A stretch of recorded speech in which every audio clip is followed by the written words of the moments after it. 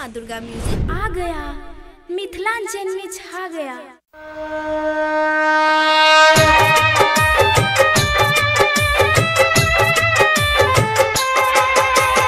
अखन अपने सब सुन रहल छी राम कुमार के आवाज में।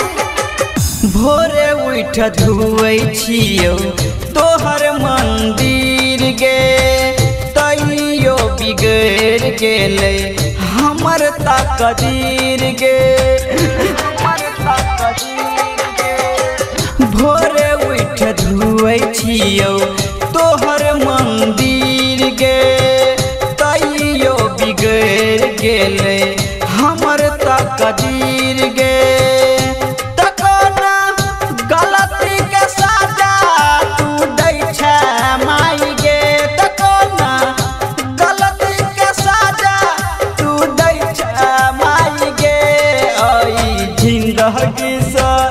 भागल तंग अपना त्रिशूल सलाले हमर जान माई गे, आई जिंदगी सा भागल तंग अपना त्रिशूल सलाले हमर जान माई गे।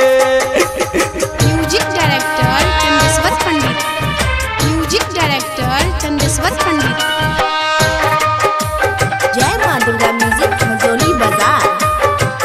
बचपन से सब दिन अहीं के पूजै छी, तैयो किया माँ हमरे बुझै छी।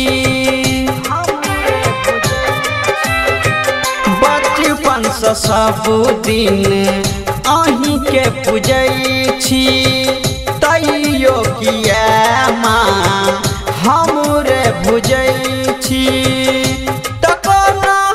भूल भेल हमारा बता दे माई गे, तकोना भूल भेल हमारा बता दे माई गे, आई जिंदगी से भागल तंग अपना त्रिशूल सलाले हमर जान माई गे, आई जिंदगी से भागल तंग अपना त्रिशूल सलाले हमर जान माई गे।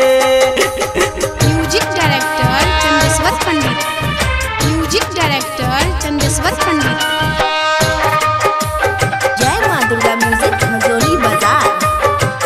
दुनिया में ककरो पर करे नहीं कोई दाया, बिगड़ल नसीब माई मिले नहीं छाया, दुनिया में ककरो पर करे नहीं कोई दाया, बिगड़ल नसीब माई मिले नहीं छाया। कुमार के किस्मत जगा दे माई गे, दसाहू पर कस के किस्मत जगा दे माई गे, आई जिंदगी से भागल तंग अपना त्रिशूल सला